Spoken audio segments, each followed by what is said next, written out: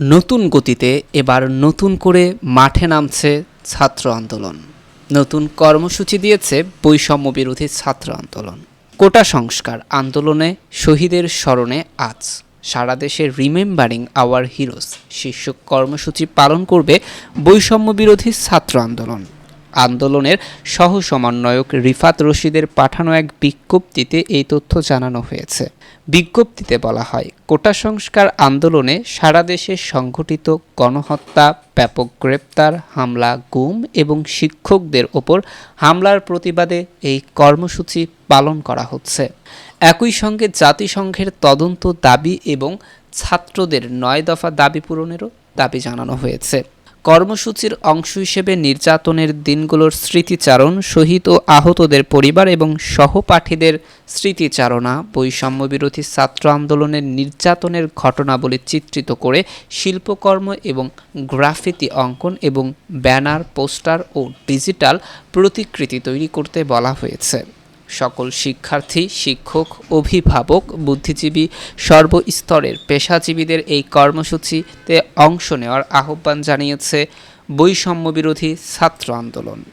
কোটা সংস্কার আন্দোলনের সহিংসতায় এই পর্যন্ত কত মানুষের মৃত্যু হয়েছে এর সঠিক তথ্য কিন্তু এখনও অজানা।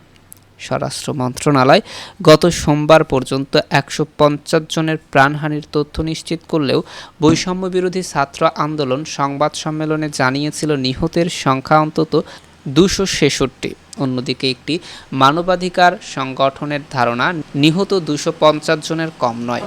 আর ১৬ থেকে ২৪ জুলাইয়ের এই সংঘাতে সমকাল ২০৮ জনের মৃত্যুর তথ্য পেয়েছে। তবে সব হাসপাতাল এবং এলাকার তথ্য সংগ্রহ করতে পারেনি সমকাল। কোনো পরিবার দাবি করেছে তাদের স্বজন এখনও নিখোঁজ রয়েছে। নিহত ২০০ জনের তথ্য বিশ্লেষণে দেখা গেছে সাভারে ৪ জন সহ ঢাকা জেলায় সর্বোচ্চ ১৩৬ জন নিহত। উত্তরা আজমপুর, যাত্রাবাড়ি, শনির আখড়া ও রামপুরা বাড্ডায় সংঘর্ষ চলাকালে তারা গুলিতে প্রাণ হারান। প্রত্যক্ষদর্শী ও আন্দোলনকারীদের তথ্য অনুযায়ী পুলিশসহ বিভিন্ন আইন শৃঙ্খলা বাহিনীর সদস্যরা আন্দোলনকারীদের ওপর গুলি করেছে। সমকালের অনুসন্ধান অনুযায়ী ১৮ থেকে ২১ জুলাই এই ৪ দিনে নারী ও শিশুসহ বিভিন্ন বয়সের হতাহত কয়েক হাজার ব্যক্তিকে নেওয়া হয়েছিল রাজধানীর বিভিন্ন হাসপাতালে। তাদের অধিকাংশই ছিলেন গুলিবিদ্ধ। ১৮ ও ১৯ জুলাই আসা আহতদের বড় অংশই ছিল ছোররা গুলিবিদ্ধ। ২০ থেকে ২১ জুলাই আসা আহত বেশিরভাগই ছিল বুলেটবিদ্ধ। নিহতের বড় সংখ্যাই কিন্তু তরুণ।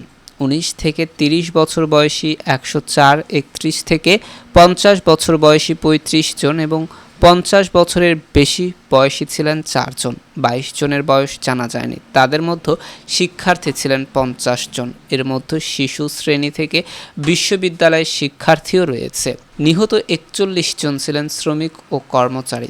তাদের অধিকাংশ রিকশাচালক, হকার কিংবা দোকান কর্মচারী। চিকিৎসক, ব্যাংকার এবং পেশাজীবী ছিলেন ২২ জন। কোটা সংস্কার আন্দোলনকে কেন্দ্র করে এখন পর্যন্ত সহিংসতা ও নাশকতার ঘটনায় সারা দেশে ৭৯৮টি মামলা হয়েছে। এসব মামলায় ১০,৩৭২ জন গ্রেপ্তার হয়েছেন।